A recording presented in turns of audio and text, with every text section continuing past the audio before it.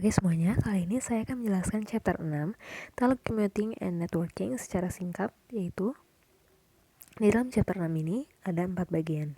Ada apa yang dimaksud dengan jaringan komputer, ada dasar-dasar dari sebuah network, dan yang ketiga ada the Internet and the World Wide Web, yang keempat ada network applications. Langsung aja masuk ke bagian pertama, yaitu what is a computer network? Jaringan komputer adalah sistem yang menghubungkan komputer dan perangkat lain, misalnya printer, melalui media komunikasi sehingga memungkinkan antar komputer untuk saling berkomunikasi dengan bertukar data. Nah, jaringan komputer ini ada 3 macam, yaitu ada local area networks, wide area networks, dan enterprise network. Di materi yang kedua, kita akan membahas tentang apa aja dasar-dasar dari sebuah network. Dasar yang pertama yang dimiliki sebuah network adalah analog and digital signals yang terdiri atas analog signals, digital signals, dan modem. Dan yang kedua ada communications, media, and channels. Terdiri atas twisted pair cable, coaxial cable, fiber optic cable. Terus, sebuah network harus memiliki network protokol yang terdiri atas Ethernet, Transmission Control Protocol atau Internet Protocol. Dan yang terakhir, tipe-tipe dari network processing ada client or server computing, yaitu menghubungkan 2 atau lebih komputer dalam pengaturan di mana beberapa mesin yang disebut server menyediakan layanan komputasi untuk PC pengguna yang disebut client. Dan ada yang terakhir peer-to-peer processing, yaitu jenis pemrosesan klien atau server yang terdistribusi di mana setiap komputer bertindak sebagai klien dan server. Di materi ketiga, kita akan membahas tentang Internet dan World Wide Web. Yang pertama, kita akan membahas tentang accessing the Internet. Jadi, mengolah Internet itu bisa secara online, seperti contohnya connecting via an online service ini kayak Google atau yang lain-lain.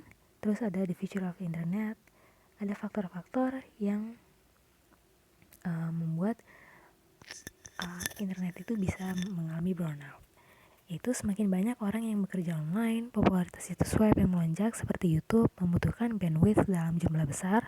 Terus juga ada permintaan luar biasa untuk televisi definisi tinggi yang dikirimkan melalui internet. Di materi yang terakhir yaitu ada network applications.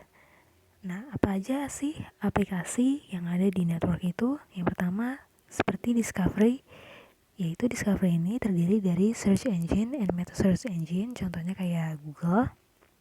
Terus ada publication of materials in foreign language, dan ada juga di Discovery ini portal. Dan yang kedua ada collaboration.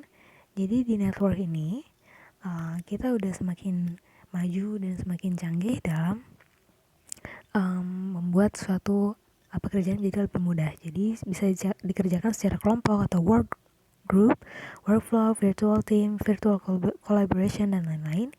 Dan kalau dari bidang communication, kita menjadi semakin mudah karena banyaknya fasilitas seperti electronic mail, web-based call, electronic chat rooms, dan lain-lain.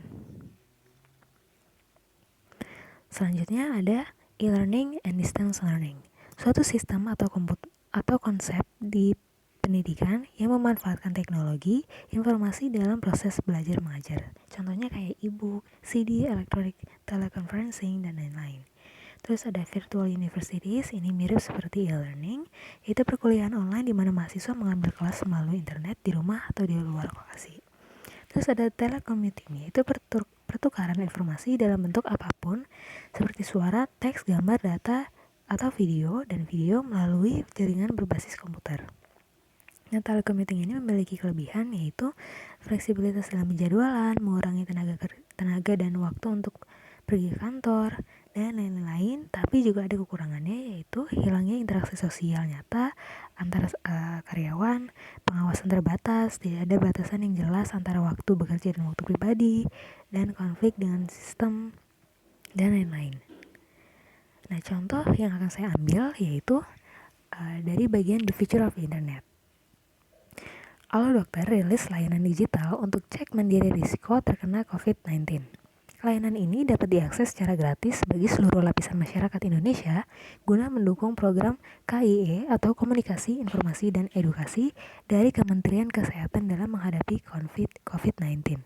Alo Dokter, perusahaan pengembang teknologi solusi kesehatan di Indonesia, meluncurkan sebuah layanan digital yang mampu melakukan pengujian mandiri risiko tertular virus corona. Layanan digital ini adalah teknologi chatbot yang mampu melakukan interaksi cepat dalam menjawab pertanyaan seputar virus corona, sehingga memberikan kemudahan penyampaian informasi yang akurat dalam pengujian mandiri risiko tertular virus corona. Itu aja yang bisa saya sampaikan, kurang lebihnya mohon maaf. Terima kasih telah menonton.